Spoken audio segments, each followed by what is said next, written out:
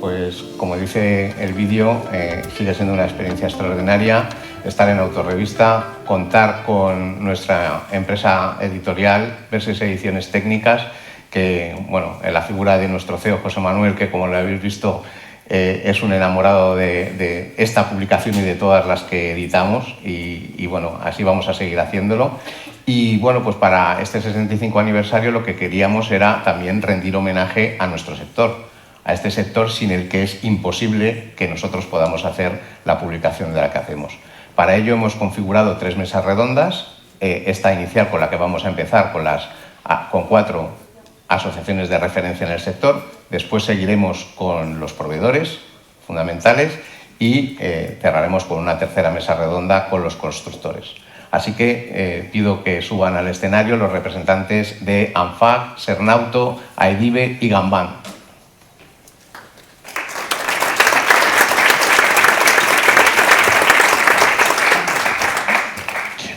Que trabajaba con...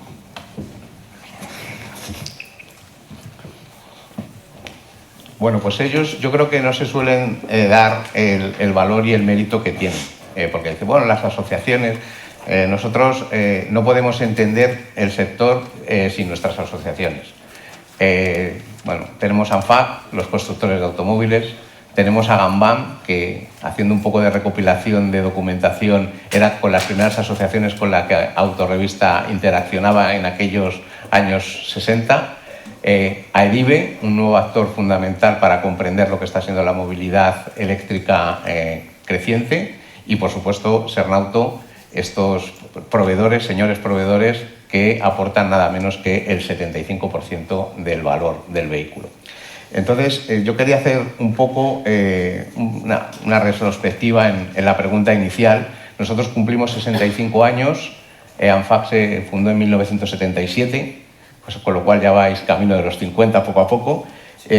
¿Cómo ha evolucionado la asociación desde aquellos años 70 y cómo habéis construido lo que hoy es una asociación del nivel de ANFAC? Bueno, primero felicitaros por vuestro... Y presentaros que no os he presentado. Félix García, director de comunicación, Fernando Migueles, director general de Gambán, Arturo Pérez de Lucía, director general de Aedive, y José Portilla, director general de Sernauto. Como yo os conozco, creo que los demás os conocen también. Pues Félix, tú tienes un pequeño aquí ajuste técnico. Pues mira, nosotros en 1977, y lo que he dicho antes, primero felicitaros a vosotros por vuestra jubilación.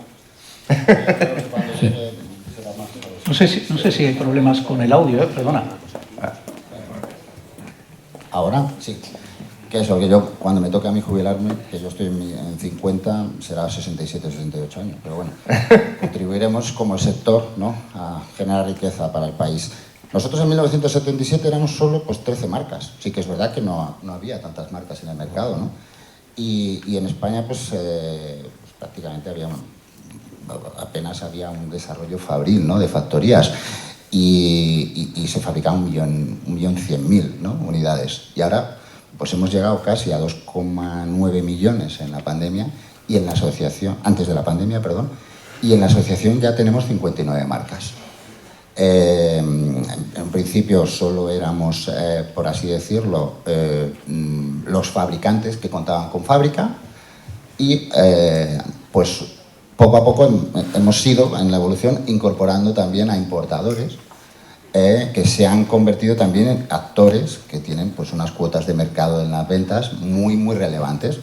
También tenemos vehículo industrial, también tenemos autobús, y tenemos todo aquello pues que tiene prácticamente 4 ruedas, ¿no? Porque bueno, tenemos también una asociación amiga como Anesdor que se ocupa de las motocicletas, ¿no?, y de los quads. Entonces nosotros la evolución ha sido pues desde prácticamente en ese sentido ser una asociación muy pequeña a ser pues contar con el 95% de todo, ¿no?, lo que se refiere a automoción en el tema de fabricantes, ¿no?, de lo que son ensambladores y marcas que venden vehículos.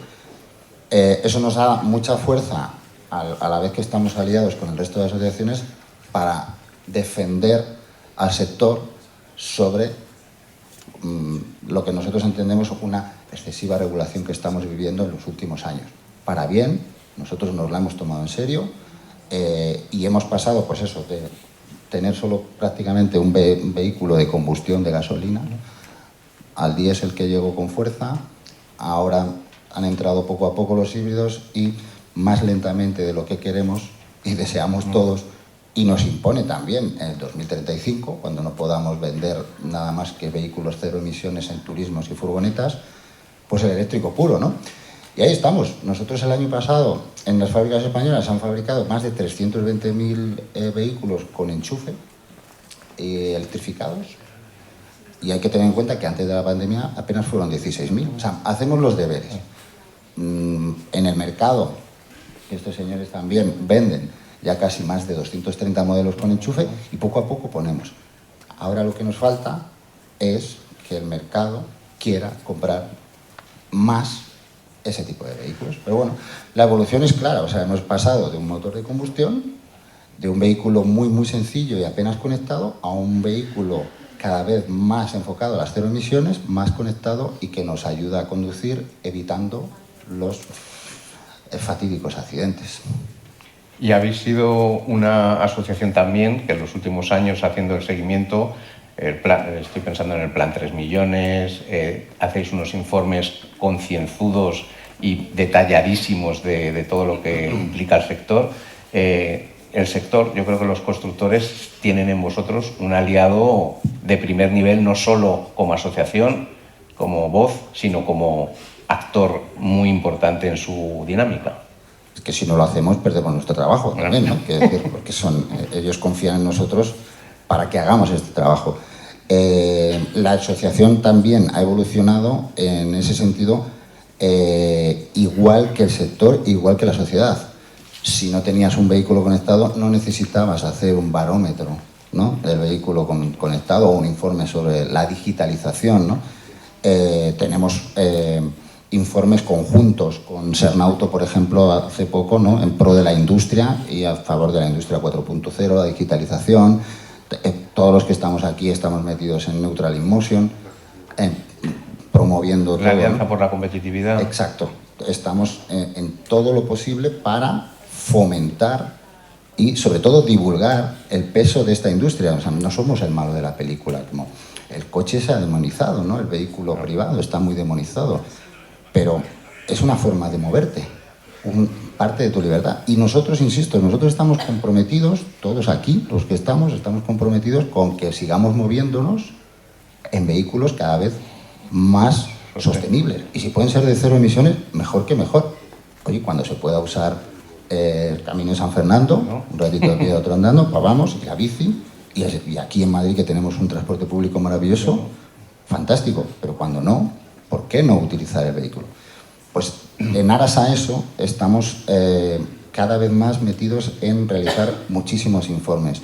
Y esos informes además nos los piden nuestros socios porque cada vez tenemos mayor regulación que nos viene desde Europa en todo tipo de materias, tanto en seguridad como a la hora de construir, economía circular, que ya abordaremos más adelante, ¿no? Entonces cada vez tienes que hacer más informes porque cada vez es más complejo construir un vehículo, ¿no? Y sobre todo tienes que dar más servicios al cliente. Entonces nosotros estamos a lo que nuestros constructores nos digan y sobre todo para, junto al resto de asociaciones, tratar de que el gobierno y las administraciones públicas nos escuchen. Muchas gracias, Félix. Pasamos a Fernando. Bueno, sí, te decía hace un momento que Autorevista, una de las primeras asociaciones con las que, vamos a decir, teníamos relación, era con Gamban, que es del año 57. O sea, una asociación, yo creo que la decana probablemente en la automoción en España. Siempre decimos que nosotros tenemos un claro perfil industrial, no lo ocultamos y así es, pero para que se fabriquen coches hay que venderlos. Así es. Y Gamban, bueno, pues es un referente. De hecho, ayer mismo estáis presentando un interesantísimo informe sobre el vehículo de ocasión. Y bueno, ¿cómo ha sido esta trayectoria de Gamban desde aquellos años 50 y cómo habéis crecido como asociación? Pues lo primero, felicitaros por vuestros 65 cumpleaños. Ya sabes que la edad de jubilación se ha ampliado, así que nosotros cumplimos 67, tampoco nos jubilamos, Gambán nace en un momento, en el año 57 se da una circunstancia en que la economía española está pasando dificultades y el ministro de Hacienda tiene la necesidad de construir un sistema en el que para realizar una actividad tengas que estar, digamos, acreditado, ¿no? Sale adelante lo que conocemos como el impuesto de actividades económicas, que tiene su reflejo en el Instituto Nacional de Estadística en el Código Nacional de Actividades Económicas. Ese CENAE, el 45, es el de venta y reparación de vehículos a motor. 500 empresarios en el año 57 se reúnen para fundar Gambán porque tenemos que decir a la Administración cuál va a ser nuestra contribución fiscal. Y los empresarios pues se unen justamente para dar respuesta a esa pregunta. El mercado en aquel momento eran 25.000 turismos, 150.000 motos. Ese era el mercado en aquel momento. 15 años después, en el año 72, era 500.000 de turismos. Este año, soy optimista, superaremos el 1.000.000 de unidades en turismos, 2 millones de vehículos de ocasión. Al final es un mercado de 3 millones, es un mercado de 87.000 millones de euros de facturación en venta y reparación de vehículos.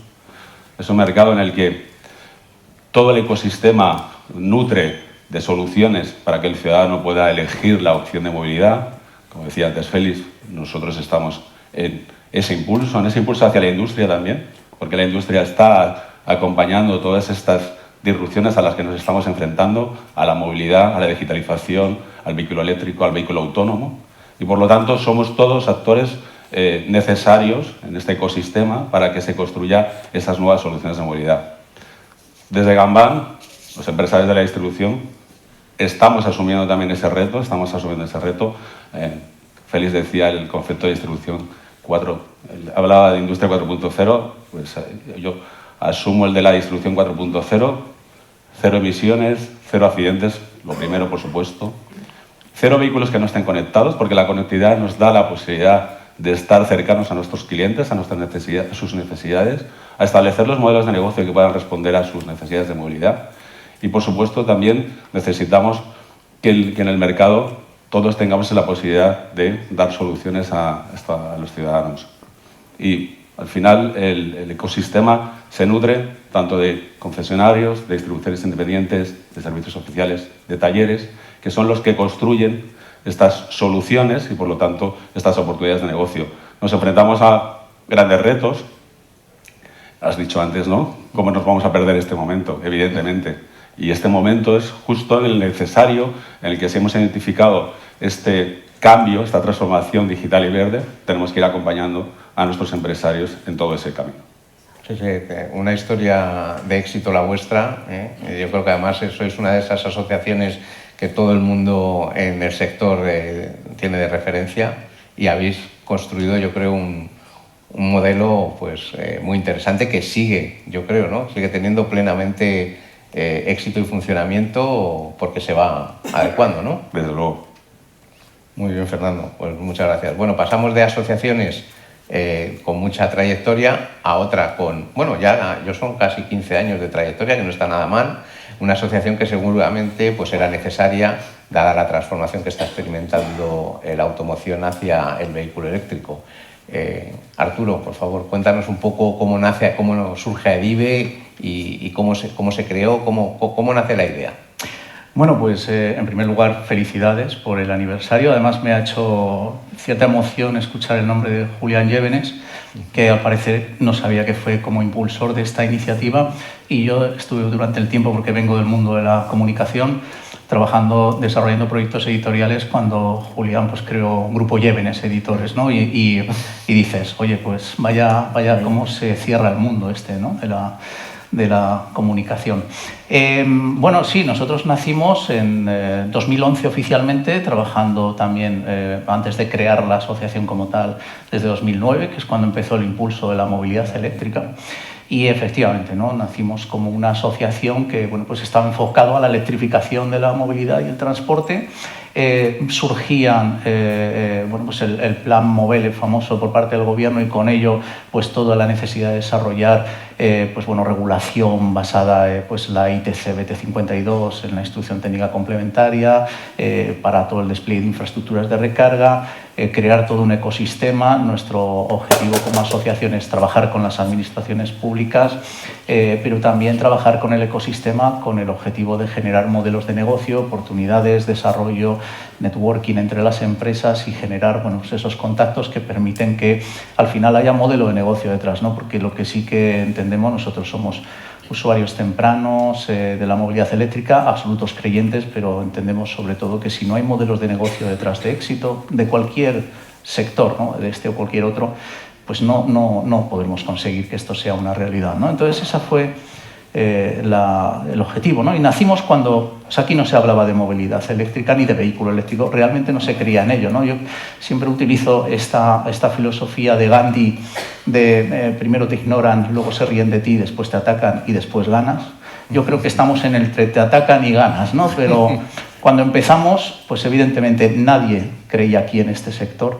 Y por eso nacimos nosotros, ¿no? Incluso desde el Gobierno hubo una respuesta de que tuviéramos el acogimiento de toda la cadena de valor para poder trabajar más allá de la representación que cada asociación tiene de forma vertical, pues en su modelo. Y bueno, pues esto es una cuestión real, ¿no? A veces cuando eres el más joven que se incorpora a un sector de muchos años, a veces pues resultas incómodo porque a lo mejor no se entiende cuál es tu actividad, ¿no? Bueno, nosotros trabajamos para seguir colaborando con todos, formamos parte de Neutral in Motion y colaboramos con todo aquel que quiere colaborar con nosotros para poder desarrollar este mercado, ¿no? Y yo creo que bueno, pues en todo este periodo que hemos estado desarrollando en estos 15 años, pues sí se ha visto una evolución. Éramos conscientes, yo además soy vicepresidente de la Asociación Europea de la Movilidad Eléctrica y trabajamos en Bruselas ya en otro ámbito, ¿no? Con el Parlamento Europeo. Y veíamos hacia dónde iba todo esto, ¿no? Y además hay que tener en cuenta, antes comentaba Fernando, el tema de las matriculaciones que tenemos en España, pero también el porcentaje de exportación que tenemos a otros países, que es pues más del 80%, ¿no? Y además, si analizamos los 5 primeros países de exportación, vemos que 4 de ellos están dentro del ámbito de en 2035 se dejarán de comercializar vehículos de combustión y uno de ellos a 2040, ¿no? Por lo tanto, parece que tenemos unas fechas muy lejanas, pero caray, esto corre con una velocidad importante. Entonces, este es un mercado y un sector que es muy potente, muy vinculado a la combustión y que ha sido y está siendo durísimo esa transformación, ¿no? Y era, sin duda, y sigue siendo necesario, por eso, la colaboración entre las diferentes asociaciones en positivo y con las administraciones públicas para que entiendan que esa transformación el sector no la puede hacer solo, que se necesita verdaderamente que la administración pública no solo establezca objetivos, sino que también establezca los mecanismos para que esos objetivos sean posibles. Y en esa batalla estamos. Yo creo que el objetivo que al final tienen las asociaciones es aglutinar las sensibilidades de un sector empresarial que tiene muchísimo que decir para que esto siga siendo un mercado de referencia como lo es y como lo ha sido siendo desde hace años atrás. Y por lo tanto, pues tenemos que ver cómo hacemos esa transformación. Por lo tanto, yo creo que el papel de las asociaciones se tiene que entender como ese aglutinador a nivel de colaboración privada, pero también público-privada, para poder canalizar de la forma más eficiente pues, todos esos intereses y al final que consigamos que este siga siendo un sector de referencia y de peso en la economía española. Muchas gracias, Arturo. Bueno, pues pasamos al mundo de los componentes, bueno, mejor decir proveedores, porque desde que Cernauto en 2017 también nos invitó a la celebración de sus primeros 50 años, pues ya vimos que la asociación, bueno, ha dado un salto cualitativo y cuantitativo fantástico y tenemos a José Portilla, director general, que bueno, Cernauto arranca en el año 67. ¿Cómo surge esa asociación de componentes en aquella industria todavía incipiente? Pues buenos días a todos. Muchas gracias, Luismi, por la invitación a Cernauto y enhorabuena por estos 65 años. Vamos un poquito por detrás, porque como decías, 50 años en el 17, pues vamos, desde el 67, pues en breve estaremos acercándonos a los 60, ¿no? Bueno, una anécdota que me gustaría compartir con vosotros. Yo cuando me incorporé en enero del 2017 a Cernauto, pregunté, ¿qué significa Cernauto? Nadie me lo supo decir. Nadie. ni miembros de la junta directiva, ni del personal, ni nada. Entonces, bueno, me metí en lo que se llama el oráculo de Google y encontré una tesis, la única referencia que encontré fue una tesis doctoral de un ingeniero industrial del año 69 que hacía mención a la creación de una asociación llamada Sernauto, constituida en Zaragoza, ¿vale?, por 5 empresas que empezaban a ser proveedores de Fiat en aquel momento. Y el SER viene un poco de, bueno, no está todo internacionado con lo que eran los sindicatos verticales de la época franquista. De hecho, todavía hay muchas asociaciones que empiezan con SER, que es Sercobe y tal, que en realidad Sernauto es Servicio Nacional de Automoción. Y este es el origen de Sernauto. Bueno, la evolución, pues indudablemente, con todo lo que ha sido el crecimiento exponencial del sector, pues ha pasado por la profesionalización de los diferentes departamentos, la creación de nuevos departamentos, de nuevos servicios, indudablemente. El incremento del número de asociados, que estamos hablando de 5, ahora somos unos 360 aproximadamente, representando el 85% de la facturación del sector. Aunque son unas 1000 y pico empresas, los proveedores de automoción en España, llegamos al 85% porque tenemos asociadas a las grandes empresas, pues como CIA Automotive, Antolin, Gestam, Ficosa. Con eso llegamos a esa representación, a ese nivel de representatividad. Yo luego diría que un elemento que refleja el éxito de esta trayectoria, de este crecimiento, es la involucración de los asociados en la vida de la asociación, a través de las diferentes comisiones que hemos ido constituyendo, una aportación muy comprometida, tanto en reuniones, en grupos de trabajo, toda la información que generamos para estar cerca del asociado, que le permita tomar las mejores decisiones estratégicas en un momento determinado, más allá, por supuesto, de poner como decía Arturo, en el sector en relevancia, darlo a conocer todo lo que es la colaboración público-privada y los propios partenariados dentro de la propia asociación.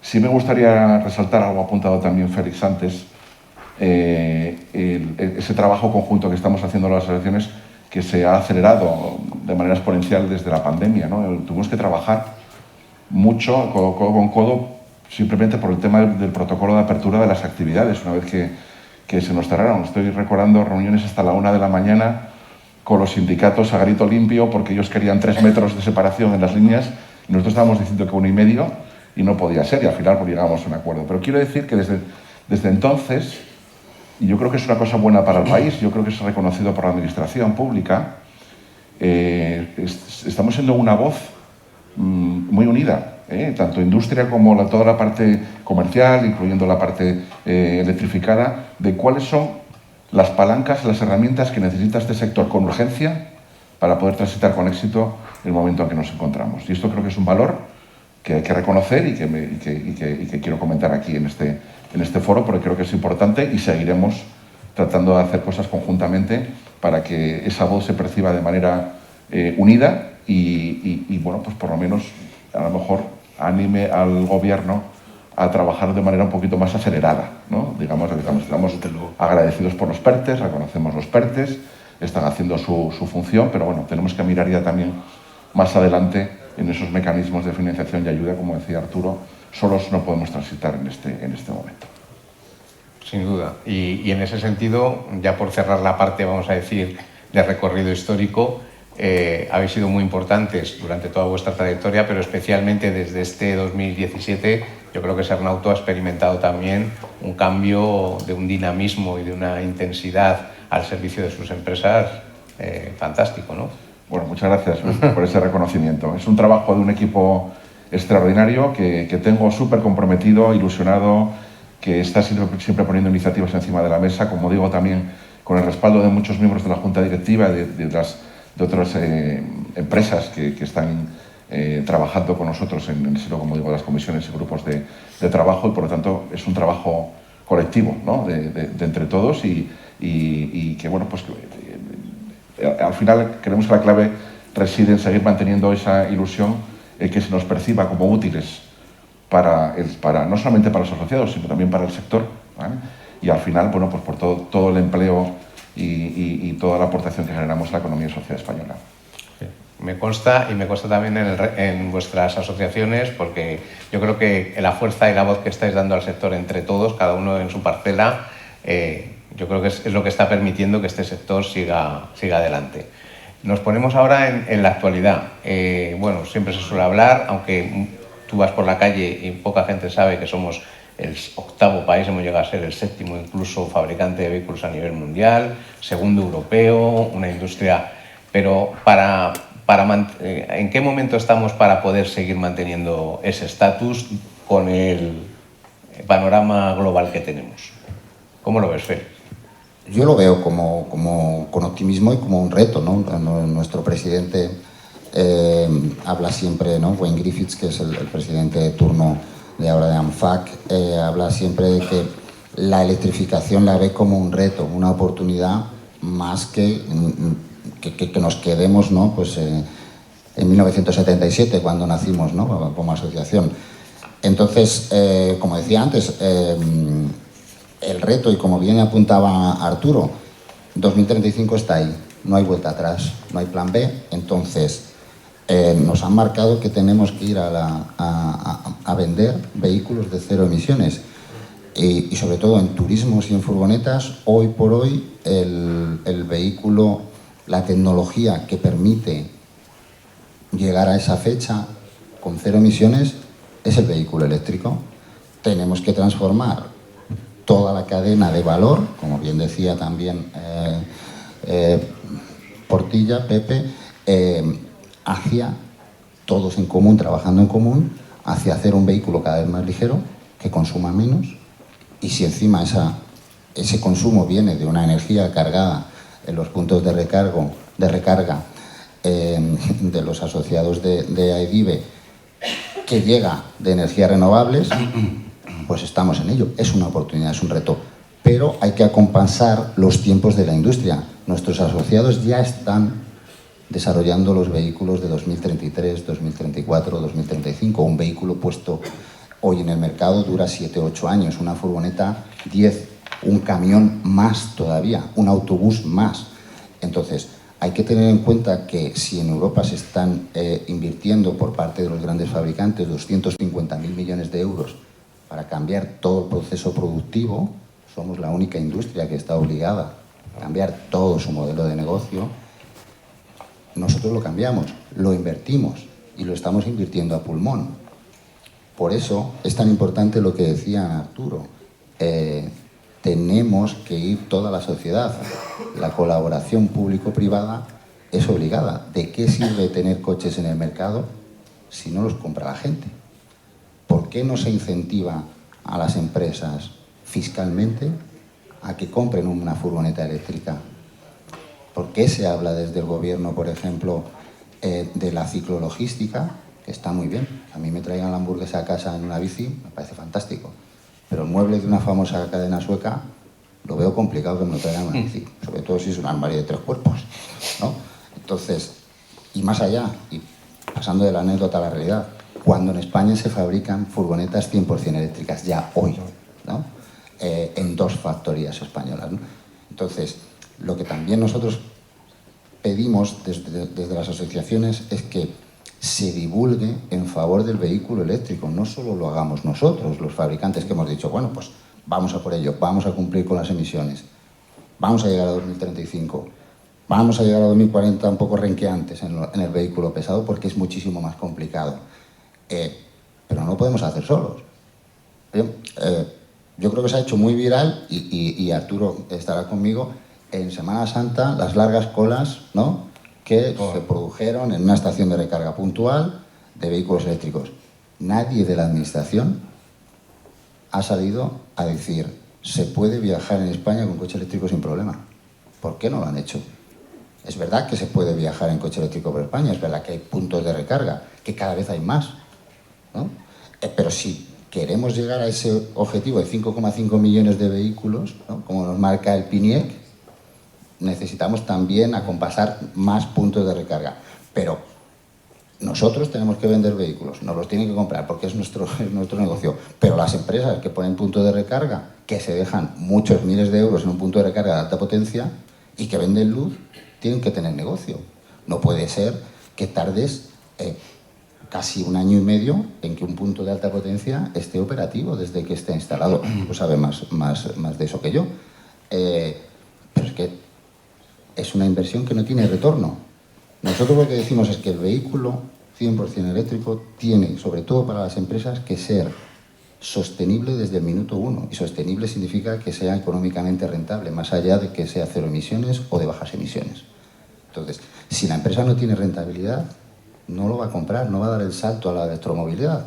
Entonces, la clave está ahí para nosotros, las empresas. ¿Por qué? Porque en el mercado de turismos y furgonetas, bueno, furgonetas es 9 de cada 10, pero en turismos hay muchos meses que si metemos el rentacar, estamos casi en el 50% de las ventas, son de empresas.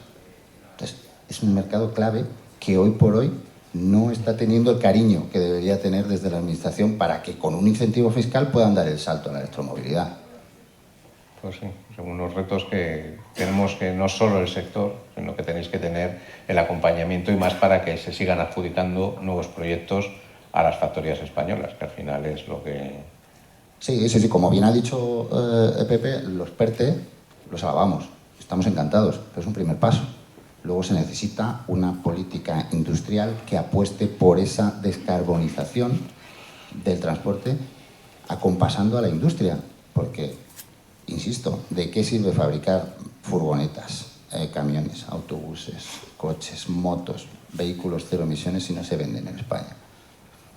No tiene sentido, porque si bajamos los volúmenes de producción, eso va a acarrear que las fábricas tengan que acometer ERTES o ERES, en el peor de los casos. Entonces,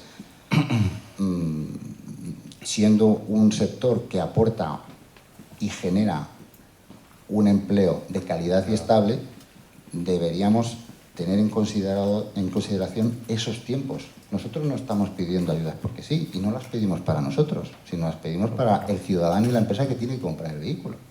Pues nuestros asociados ponen desde un coche de gasolina perfectamente válido y con menos emisiones que uno de hace 25 años y mucho más seguro y más conectado, o uno diésel, o un híbrido convencional, mild hybrid, o un híbrido enchufable, o un eléctrico puro, o uno de hidrógeno. Nosotros fabricamos todo lo que nos ponen. Nosotros no hacemos energía, no fabricamos energía. Nosotros ponemos todas las soluciones a disposición del cliente. Lo que se le está haciendo al cliente ahora es obligar a comprar una solo. Entonces, ayudémosle, ¿no? No se lo impongamos, que no lo vea como algo coercitivo, sino que lo vea como algo positivo para su economía, para su balance y también para su bolsillo. Y luego para la calidad del aire, evidentemente. Yo quiero vivir en la mejor ciudad del mundo, con muchos árboles y lo que haga falta. Pero también a mi madre de 80 años la quiero llevar en un vehículo, no en un patinete, perdón. Es que esto es así, es muy, a veces poco enriquecedor que se demonice tanto al vehículo privado, cuando aporta tanto a la economía del país y sobre todo en innovación, en calidad de puestos de trabajo y en actividad económica. Entonces, no tiene mucho sentido. Fernando, alineado un poco con este mensaje que nos da Félix, ¿cómo el mundo de la venta y la distribución de vehículos, la comercialización de vehículos, mejor dicho, está afrontando esta situación actual? No lo han nombrado, Félix, pero el vertebrador de la oferta y de los servicios a los ciudadanos es la distribución. Son los concesionarios, son los distribuidores independientes, son los servicios sociales, los talleres. No se entiende que esta oferta pueda llegar si no damos soluciones a los retos a los que nos enfrentamos. José comentaba algo antes que me parece interesante porque no hace tanto tiempo, hace 4 años, empezábamos a entrar en fase 0 y se ponían en marcha estos protocolos para que la industria pudiera darle algo. La economía se había parado y había que arrancarla. Nosotros también, la distribución también. Y quiero ponerlo en valor porque una de las cosas que responde a tu pregunta, que yo creo que es de actualidad, es justamente esta colaboración, porque fuimos a Moncloa a firmar el primer plan de impulso a la cadena de valor que existió en España. Pues Arnauto, Juan Faconauto y fuimos desde Gambán. En aquel plan de impulso a la cadena de valor ya se indicaban cosas que acababa de reclamar Félix, sobre los puntos de recarga, sobre las ayudas a la innovación, al desarrollo de los negocios, sobre una nueva fiscalidad. que favorecería justamente la electrificación, pero también había un montón de acciones que nos han llevado a cabo. No sé en qué momento se ha roto que no respondamos a los retos a los que nos estamos enfrentando. Al final es necesario la colaboración privada para que las empresas puedan abordar estos retos. Nos enfrentamos a un parque muy antiguo. El parque tiene, según datos de ANFAC, 14,2 años de antigüedad.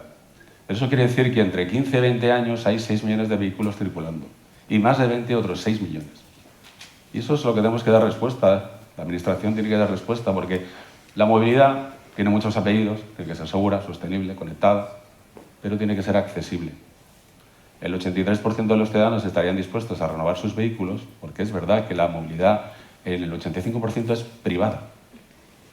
Y estos ciudadanos no pueden acceder a renovar porque no tienen las herramientas, no tienen las facilidades para hacerlo. Propuestas como se han hecho en Francia, como la propuesta del presidente Macron del renting social, se demuestran que son buenas herramientas.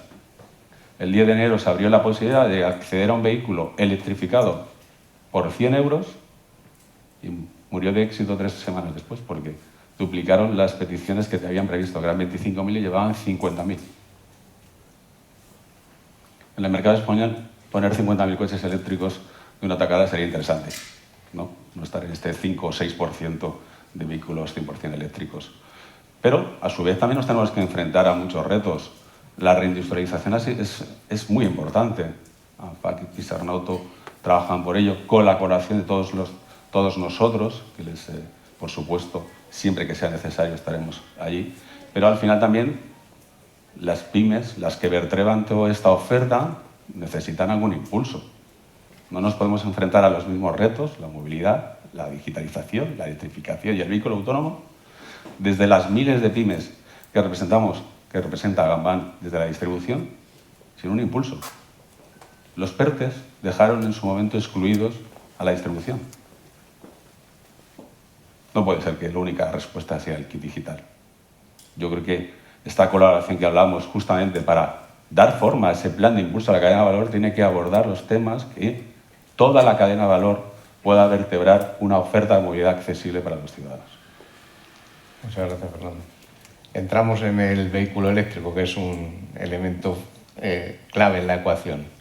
Arturo. Bueno, yo estoy muy de acuerdo con lo que han dicho los compañeros y además lo que muy acertadamente ha señalado Félix, que no deja de ser un comunicólogo y evidentemente conoce el mundo de la comunicación, que creo que es una de las claves fundamentales. Lo que ha pasado con el mundo de la electrificación, en primer lugar, lo que se ha planteado es que el vehículo es un gran invento y ahora es el niño malo. Es decir, creo que se nos está yendo un poco de las manos este tema, ¿no? Demonizar al vehículo en sí no tiene ningún sentido. Después, cuando empezó el mundo de la electrificación, lo que nosotros hemos echado mucho en falta es un plan de comunicación por parte del gobierno.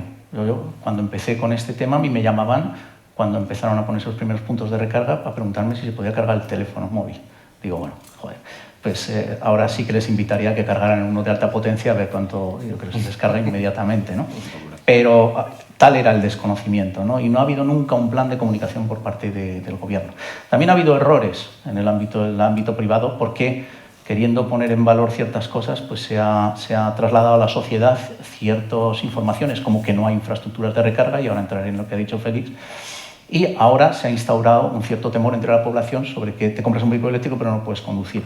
Yo antes que nada diré que, además de director general, por una cuestión de responsabilidad, pero también porque me lo creo, yo ya tengo más de 600.000 kilómetros en vehículo eléctrico, me he comprado 4, si a mí alguien me viene a debatir que pueda tener esa altura, pues podremos discutir, ¿no? Pero es que el problema de España, y es así, hay que decirlo, ¿no? En España somos todos médicos, abogados, entrenadores de fútbol y ahora expertos en movilidad eléctrica, ¿no? Y el mayor problema que hemos tenido también aquí es el de las redes sociales. También ahí es una responsabilidad importante por parte de los medios de comunicación. Yo creo que Autorrevista es un medio de comunicación serio, porque lo que se busca ahora es el clickbait fácil. Se busca que hoy voy a poner esto, voy a poner el nombre de una marca americana de vehículos que seguro que entonces me da clickbait, o voy a decir que esto es terrible y entonces me da clickbait porque la gente va a entrar por el morbo a decir las cosas, ¿no? Por lo tanto, ahora hemos institucionalizado una cosa. El ejemplo de lo de Semana Santa, ¿no? Yo soy usuario soy usuario de Tesla, tengo dos coches, un europeo y este. La noticia realmente, si la hubiéramos cogido, el titular de esa noticia hubiera sido: los usuarios de Tesla somos entre medio tontos y completamente tontos, ¿no? ¿Por qué? Porque vamos a cargar donde hay superchargers. No, hay 2 estaciones de carga al lado de ese cargador que estaban vacías en Semana Santa. No, pero es que este tiene superchargers.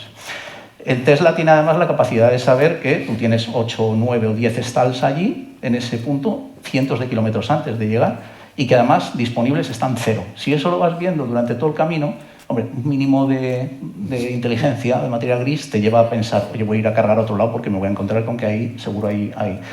Pero bueno, decidieron todos ir ahí. Si todos los de combustión deciden ir a cargar a la estación de Repsol que hay aquí o tal, o Cepsa, pues entonces tendremos un gran problema. Bueno, dicho esto, que verdaderamente se convirtió en algo en el que todos los ilustrados empezaron a decir que no hay infraestructuras de recarga, la media de uso de las infraestructuras de recarga que hay hoy en día está en torno del 6%, y además hay un despliegue más que suficiente. Y yo viajo muchísimo con coche eléctrico dentro y fuera de España, y no he tenido nunca problemas. Se puede viajar. ¿Qué necesitábamos? Vehículos con alta capacidad, alta densidad de batería y capacidad de carga en alta potencia para tener la misma experiencia de uso que un usuario de combustión, y la tenemos, ¿no? Luego también hay otros vehículos que cargan a una potencia menor y tienen menor autonomía. Yo tengo un i3 BMW y tal, y también he viajado a Castellón, he viajado a Asturias y tal. Se puede, pero con otro tipo de experiencia. Pero hoy en día tienes respuesta, ¿no? Entonces, es importante el tema de la comunicación, y no se ha hecho ni desde la administración pública, y desde el ámbito privado a veces se ha hecho muy mal, porque lo que se ha trasladado es un mensaje que ahora mismo el gran problema es revertirlo, ¿no? Hacer entusiasmar a la gente en la movilidad eléctrica, ¿no? Esa es una parte fundamental. La segunda, administración pública. Es que tenemos un gobierno que apuesta mucho por la electrificación. Bueno, sí, pero cuando hablamos de gobierno, tenemos el Ministerio de Transición Ecológica y Reto Demográfico, fantástico, movilidad y transporte, apostando por sus medidas. Tenemos industria, los PERTE, fantástico, y Hacienda, ¿dónde está?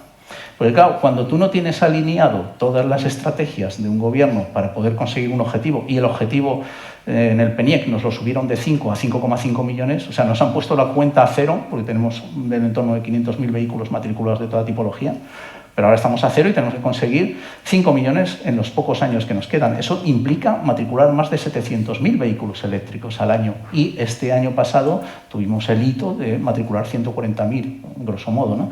Entonces nos queda muchísimo por hacer, y nos queda que también el gobierno tome medidas contundentes, medidas que ayuden a la industria, a los fabricantes, al sector de componentes, al sector de ventas, a que esto se desarrolle de forma importante. El problema lo tenemos en las señales de precio en la compra hoy en día.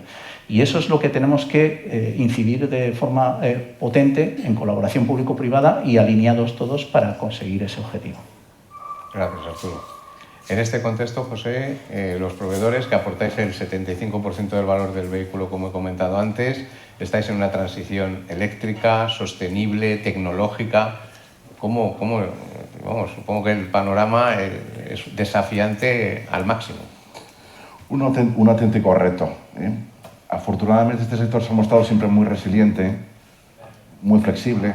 De hecho, no tendríamos, como tenemos ahora, 450 factorías por todo el mundo, lo cual indica esa proximidad, obviamente con los componentes que viajan más, ¿no? más pesados, indudablemente. Y en esa situación seguimos. Estamos, como todo el mundo sabe, con la incertidumbre. Por menos que ahora aparezcan los telediarios, la guerra de Ucrania sigue indudablemente, sigue habiendo problemas con algunos componentes dentro de la cadena del suministro. La presión regulatoria es la máxima que hemos visto nunca. Los cambios de hábitos de compra, ¿no? del usuario. Bueno, pues este es el campo en el que estamos trabajando todos, ¿vale? Dicho eso, para avanzar en esta transición tenemos que invertir. Va a través de la inversión. Inversión productiva en procesos y productos, y la inversión en I+D+I. Tenemos que recordar que ninguna de las 17 factorías de fabricantes de vehículos en España son de capital español. Los centros de decisión están en Francia, con Renault o con Stellantis, en Wolfsburg, en Alemania, y para que estas marcas asignen modelos a España, no solamente están mirando la competitividad de las factorías o cómo trabaja la distribución, están mirando de una manera muy especial el parque de proveedores también que lo rodea. Por lo tanto, para que resulte más fácil que haya esa asignación de vehículos a España, nosotros tenemos que promover una diferenciación tecnológica a precio competitivo. Y lo que realmente impulsa esa diferenciación tecnológica es la inversión en I+D+I. Estamos en ratios del 3,5% sobre la facturación total del sector, que es más del triple de la media de la inversión en I+D+I de la media española, ¿no? Por lo tanto, esa palanca tenemos que seguir activándola.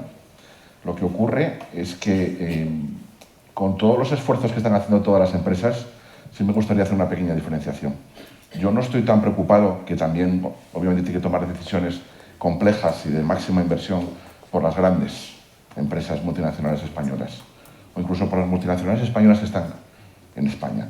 Pero sí me preocupan las pymes, porque tienen que seguir invirtiendo en I+D+I, tienen que acometer las inversiones productivas, están pagando los ICOs de la pandemia y tenemos a muchas empresas con problemas financieros y de cash flow. Y muchas se van a quedar por el camino.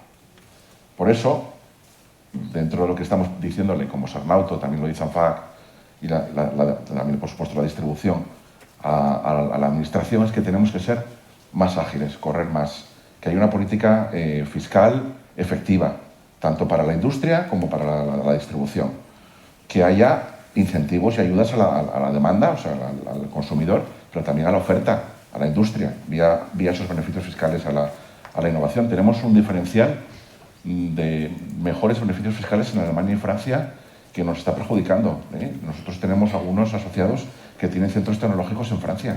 Se están llevando la innovación a Francia, porque al final obtiene un mayor beneficio fiscal, lo cual le permite poder invertir aún más cantidad. Entonces, el foco ahora lo tenemos puesto en la administración, en que sea más ágil, en que sea más rápida y que de verdad, que la futura ley de industria, que dentro del seno de la Alianza por la Competitividad de la Industria hemos elaborado una nueva ley de industria muy ambiciosa, que requiere recursos, que requiere la participación de Hacienda, indudablemente, transición ecológica, con la coordinación del Ministerio de Industria, que es lo que nos parece natural y que incluya, por supuesto, también a la distribución para que nadie quede fuera de la cadena de valor, pero que tenemos que ser ágiles porque nos estamos quedando atrás. Más allá de la penetración del vehículo electrificado, el peso del PIB industrial ha caído casi 8 puntos en los últimos 10 años, ese objetivo 2020, que se va a conseguir en el 2020, bueno, pues a ver si el 20% del PIB que sea industrial, pues a ver si lo podemos conseguir cuanto antes, porque la industria es buena para el país, radica y arraiga un empleo de calidad con contratos indefinidos y bueno, genera riqueza en la mayor parte del territorio nacional, ¿no? Por lo tanto, estamos centrados en eso y seguimos machacando martillo pilón en las diferentes administraciones con esta circunstancia que comentaba Arturo y que sufrimos todas las asociaciones, que es que esa compartimentación, ¿no? Que industria te dice que sí, transición ecológica te dice que sí y luego Hacienda dice no hay dinero. Pues por eso tiene que haber una política alineada, común, interna dentro del propio gobierno, y es lo que le hemos pedido al ministro de Industria, a Teresa, se lo hemos pedido al presidente del gobierno y bueno, vamos a ver cómo evoluciona. Y ahí estamos. A ver si os escuchan, que es lo importante. Bueno, nos quedan unos minutos y además queríamos dar la oportunidad, si alguien del público tiene alguna cuestión. Es un poco bola de cristal, esta siempre me decís la pregunta más difícil, pero bueno, como el sector va tan rápido y tenemos ese 2035 que nos pusieron hace unos años ahí como hito, ¿cómo veis un poco el futuro y cuáles son en una breve pincelada, de forma resumida, los retos de aquí a los próximos 10 años, vamos a decir? Desde el punto de vista de los fabricantes y sin bola de cristal, lo que nos gustaría es seguir siendo el segundo fabricante de automóviles europeo cuando solo se fabriquen vehículos cero emisiones. Esto es mi deseo y nuestro deseo, porque eso supondría que pues, seguiríamos aportando el 10% del PIB, toda la cadena de valor, nos seguiríamos moviendo en vehículos, limpios, sostenibles, conectados y con 0 accidentes, y además mantendríamos el peso industrial que yo dudo que lleguemos al 2020 algún día, ¿no? Porque, y aquí permíteme un inciso, se ha tardado más de 3 años en que alguien vuelva a fabricar o a decir que va a fabricar en la zona franca, en las instalaciones que abandonó Nissan. Cuando una fábrica se va, es muy difícil que vuelva. Entonces, como bien decía Pepe, es fundamental que la ley de industria preserve, mantenga y sobre todo permita o agilice muchas de las trabas administrativas que tenemos para mejorar la industria y también mejorar aspectos que nos restan competitividad, no con agentes externos, sino, como bien decía Pepe, con Francia, que es un socio de la Unión Europea, ¿eh? Y nosotros ahora mismo tenemos un problema en nuestras fábricas con el absentismo laboral, que es mayor que nuestros competidores de la Unión Europea. Entonces, debemos trabajar conjuntamente con los sindicatos para minorar esas bajas, porque nos restan competitividad, insisto, con nuestros socios, que son los que están haciendo los deberes. Penetran más en el mercado en sus mercados los vehículos electrificados y además nos están ganando en competitividad cuando uno de nuestros fuertes siempre había sido y es el consenso que hay entre fábrica y trabajadores, ¿no? Y la masa salarial, todos a una, pero estamos viendo que perdemos competitividad respecto a nuestros socios europeos en este sentido, ¿no? En el absentismo, ¿no? Y lo están diciendo nuestros directores de fábrica. Entonces, son pequeñas cosas que si a poco que entre toda la sociedad, agentes sociales, administraciones y nosotros, los fabricantes y el resto de asociaciones, ¿no? De toda la cadena de valor, ponemos un poquito, yo creo que lo podemos conseguir. No es tan difícil, es una oportunidad. Y si aprovechamos, insisto, la energía renovable, tenemos 300 días de sol, tenemos mar por todos los lados, salvo por Portugal, que son amigos.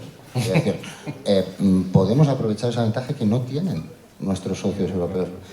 El otro día con el presidente de Aragón decía una cosa muy, muy importante. Dice, nosotros en Aragón producimos el 8% de la energía renovable de toda España y consumimos el 4%. Con lo cual podemos poner a distribución de la industria un 4% a un precio muy competitivo. Pues eso nos hace ganar, ¿no? Futuras inversiones. Venga, con iniciativas como esta podemos conseguir mantener en el año 2035, en el año 2040, toda nuestra industria. Al menos ese es mi deseo. Gracias. Fernando, el mundo de la comercialización, el mundo de Gambán, de sus, ¿cómo lo veis en este horizonte? Pues en primer lugar que tengamos una industria fuerte. Porque la industria es la que al final nos va a dar también a que toda la cadena de valor podamos ir avanzando en los retos a los que nos enfrentamos. Sí que quería comentar algunos datos. Las previsiones de mercado de vehículos nuevos no superarán los niveles prepandemia hasta acabar la década. El porcentaje de vehículos eléctricos al ritmo que vamos será un 30% en el año 30. El vehículo autónomo está en su desarrollo, otros retos que tienen que ver con los modelos de negocio. 2 de cada 3 coches en el año 30 serán servicios. Lo que sí tenemos claro es, desde la distribución, es que todas estas retos que nos enfrentamos de manera general, al final tienen que tener su reflejo en que los negocios a los que representamos sean rentables. Yo creo que hay 2 variables que son determinantes. Una que acaba de decir, para que la industria sea fuerte, un precio de energía es asequible, es muy interesante, pero sobre todo, y eso es lo que voy a poner en valor para todo, es que tengamos empleo de calidad, pero sobre todo que tengamos la posibilidad de encontrar empleo. Yo creo que todos nuestros empresarios, el mayor reto que tienen día a día es encontrar empleo, encontrar trabajadores. Y por lo tanto, todas las demás variables que estamos hablando, a las que nos enfrentamos, estos retos de la movilidad, estos retos de la digitalización, estos retos de la electrificación, los nuevos modelos de negocio que llegan, el renting, el sharing, la economía circular, la monetización del dato, la conectividad, necesitamos empleados. Y yo creo que ahí es un reto conjunto en que la Administración tiene que entender también que tiene que favorecer pues, los perfiles profesionales que estamos necesitando. Los perfiles profesionales van cambiando. Los empresarios están haciendo un esfuerzo también por acompañar a ese ámbito formativo porque es necesario para adecuarse a esas nuevas necesidades. Así que al final es verdad que nos sentimos un poco huérfanos porque, como decía antes José, pues vamos al Ministerio de Industria, esto es estupendo, vamos al Ministerio de Trabajo, todo estupendo, vamos al Ministerio de Economía y Comercio ahora, la transición ecológica, pero nadie aborda verdaderamente los retos a los que nos enfrentamos. Que al final la capacitación, la innovación, por supuesto, el que tengamos una política fiscal que favorezca también la innovación en la industria, una política fiscal que favorezca, en nuestro caso, el apoyo a las pymes, una política que ayude al desarrollo de la formación profesional. No se están dando respuesta. Entonces, ¿cómo veo el futuro? Pues que si no damos respuesta a las cuestiones planteadas, pues será difícil. Lo que tenemos que trabajar de manera colaborativa es en dar respuestas, en poner siempre en la agenda política las necesidades de las empresas del sector. Sin duda. Al hilo de lo que comentan los compañeros, bueno, la industria de la automoción ha crecido, se han ampliado targets, tenemos fabricantes de infraestructuras de recarga de primer nivel, que también son industria necesariamente de automoción, porque sin las infraestructuras de recarga el vehículo eléctrico no tiene sentido, pero también se están desarrollando gigafactorías, plantas de reciclaje, plantas para el desarrollo de sistemas de almacenamiento energético con baterías de segunda vida. Ojo que la industria va cogiendo mayor dimensión en el ámbito de la automoción y creo que eso hay que tenerlo en cuenta. Simplemente un detalle que lo llevaré al plano geopolítico. En España somos absolutamente dependientes de la compra de combustibles fósiles de terceros países y sin embargo somos capaces de generar nuestra propia energía para alimentar edificación, industria y movilidad. Más vale que vayamos pensando que eso es lo que tenemos que hacer porque el mundo geopolítico al que vamos es muy complejo. Viene el bloque de los BRICS, Estados Unidos va por su lado, no estamos mirando a Latinoamérica. Tenemos que ser autosuficientes, resilientes y capaces de ser generadores de nuestras propias capacidades para poder impulsar eso. De ahí la importancia de que más allá de la movilidad sostenible el vehículo eléctrico sea eficiencia energética y simplemente un mensaje, es decir, con cierta lógica, que es un poco lo que comentábamos todos. Ojalá que todo se electrifique lo antes posible, pero entre tanto hay que renovar ese parque y por favor, pues que no sea, evidentemente para nosotros es electrificación, pero no es electrificación o muerte, es electrificación y en la medida en que tal, pues todas las nuevas tecnologías también en las que están trabajando el sector de la automoción para llegar a un objetivo importante que es al final pues conseguir esa electrificación de una forma coherente. Gracias, Arturo. Una visión así para este horizonte. Pues abreviamos un poquito.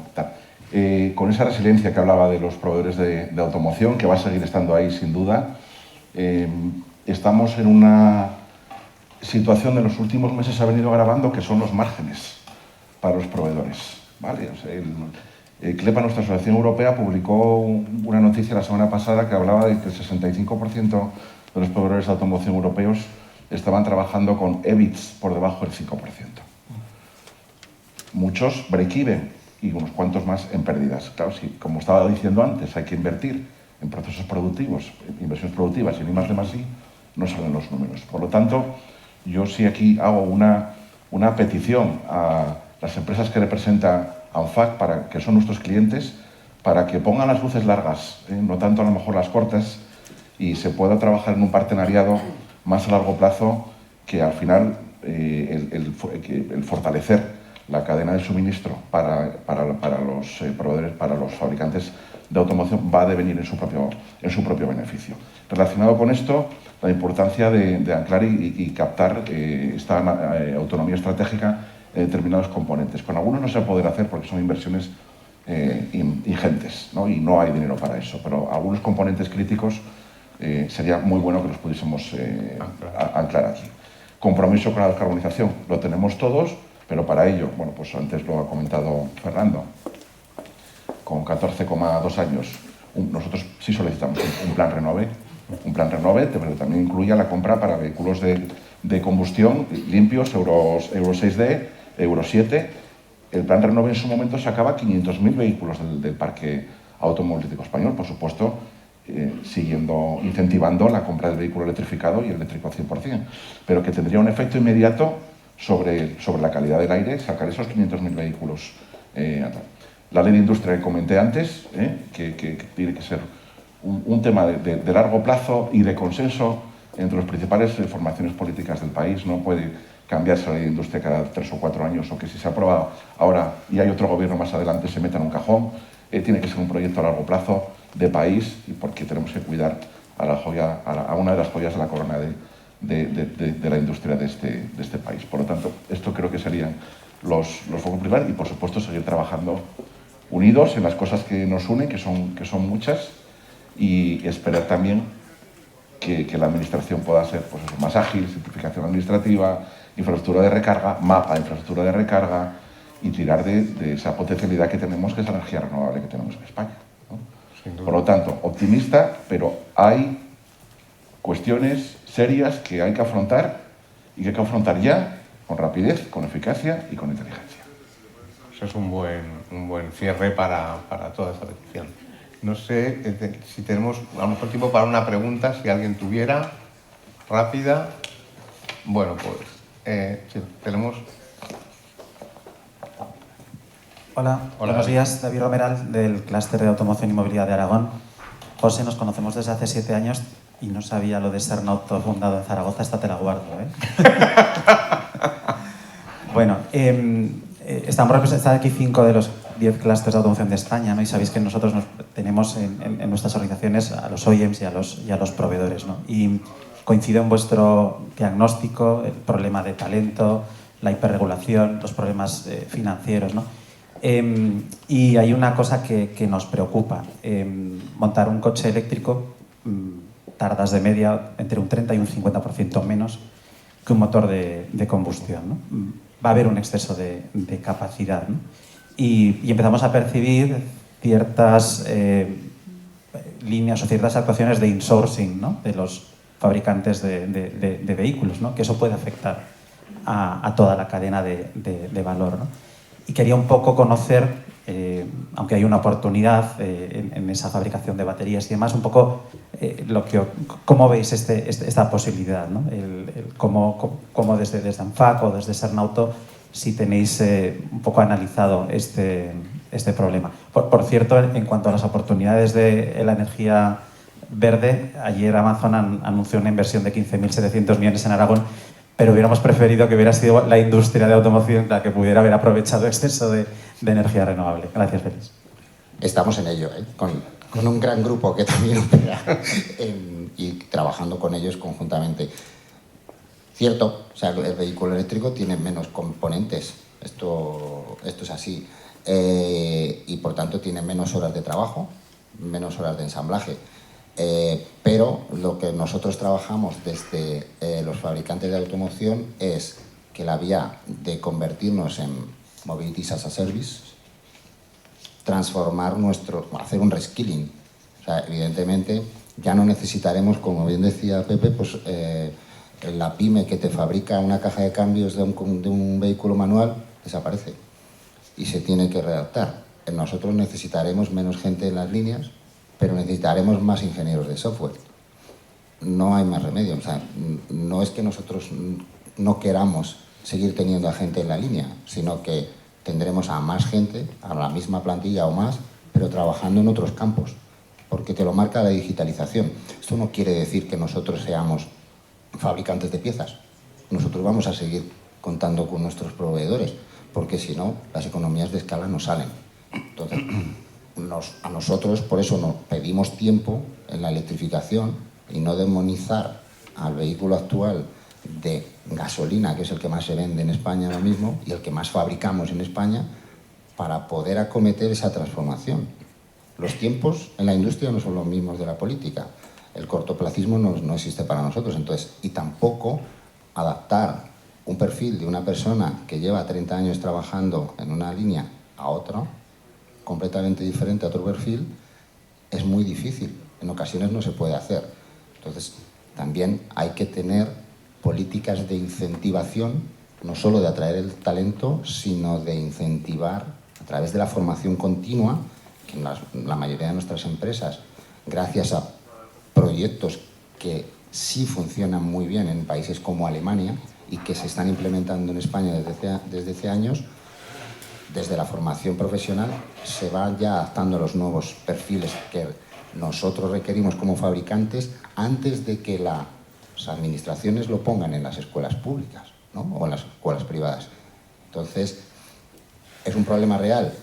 Sí, pero insisto en lo que he dicho antes, es un reto, es una oportunidad. Habrá gente que todavía esté a tiempo de transformarse, pero igual al que llegas con 58 años hay otras opciones. Podemos optar en los 60 con prejubilaciones, trabajamos en ello también. Hay vías, pero nosotros, nuestra idea, y vamos, ferviente de todos, los que componen ANFAC, es seguir contando con los proveedores. No, en eso no creo que varíe, sea el vehículo eléctrico o no. Esto, sin proveedores, sin distribución, sin, como dice Arturo, sin cargadores de coche eléctrico, no funcionamos. Somos un ecosistema, nosotros somos una de las piezas. Puede que tengamos más peso, pero somos una pieza que sin ellos no puede existir. ¿Algún apunte, José? Sí, David, las dos cuestiones que planteas. Es cierto que se ve algunos movimientos para insourcing, ¿no? y lo sabrá, pero también se ven para outsourcing. A ver, la gran gestión que están haciendo ahora los fabricantes de vehículos, y es un caso de éxito, es la gestión de las plataformas, ¿no? Las plataformas ahora mismo ya no solamente son válidas para 2 vehículos, ahora estas son válidas para 3 o para 4 o para 5, ¿no? Y esto son economías de escala, indudablemente. Lo que hace es trasladar a un Tier 1, incluso a un Tier 2, el ensamblaje de ciertos conjuntos para estas plataformas, ¿no? Porque de alguna manera, más allá de que es verdad que por un lado va a haber una gran personalización de vehículos de alta gama, pero por otro lado va a haber una gran estandarización por lo que es el vehículo electrificado. Por lo tanto, yo ahí veo una oportunidad también, aunque haya insourcing en algunas cuestiones, a ese outsourcing vía ensamblaje para el vehículo electrificado. Respecto del empleo, la Asociación Europea el año pasado publicó también un estudio en el que Serrauto tuvo una participación importante respecto a la implicación que tendría digamos, el worst case escenario del vehículo, de la transición del vehículo eléctrico electrificado con la prohibición en el 2035 y tal. En España, de nuestros proveedores de automoción, son 220.000 empleos directos, 70.000 empleos ahora mismo están relacionados con el motor de combustión. Ese informe decía que en el 2032 se estarían perdiendo en torno a 40.000 empleos de esos 70.000 y se estarían generando unos 25.000 empleos a través de los ingenieros de software y todo lo relacionado con la electrificación, ¿vale? Como estamos viendo que la realidad es tozuda, quizás, y por eso creo que son muy importantes estas elecciones a nivel europeo, ese Parlamento que salga, las encuestas hablan de que se va hacia una derechización, y que van a bajar un poco los planteamientos, digamos, más ecológicos desde el punto de vista de inversión, ¿vale? Que obviamente se va a seguir trabajando en la descarbonización, pero que se puedan, no digo relajar, pero sí acompasar determinadas cuestiones para la industria y para que realmente esto sea operativo para todo y que sigamos fabricando vehículos en España y en Europa y vayamos entrando cada vez más en el vehículo eléctrico y electrificado. Pero el reto está ahí. Desde luego, a ver si os acordáis, en la época de la pandemia y posterior, siempre veíamos aquella transparencia de Nueva York, de la Quinta Avenida, con 1903, un coche, un vehículo aparcado y todo lo demás eran coches de caballos y tirados por caballos, y 13 años después la foto era al revés, había un carro de caballos y el resto coche. ¿Por qué pasó con los que erraban los caballos, con la industria de la alfalfa, con todo? ¿Qué pasó? Bueno, va a haber indudablemente una penalización al empleo. Lo que trataremos del mundo asociativo es que sea la mínima posible y que pueda haber un upskilling y un reskilling de todos estos trabajadores hacia las competencias software, hardware, vehículo eléctrico electrificado, inteligencia artificial, conectividad, digitalización y estas cuestiones para tratar de minimizar. Impacto lo va a haber indudablemente, porque comentaba del número de componentes menor. Pero por otro lado, también es una oportunidad para los proveedores, porque esos componentes, aunque sean menos, van a tener más tecnología y van a ser de mayor valor añadido. Pues muchas gracias, José. Bueno, pues terminamos este primer bloque. Ahora os invitamos a relajaros un rato, tomar un café, charlar, intercambiar opiniones y como a las 12 menos 25, 11:35, nos reincorporamos para la mesa de proveedores. Gracias.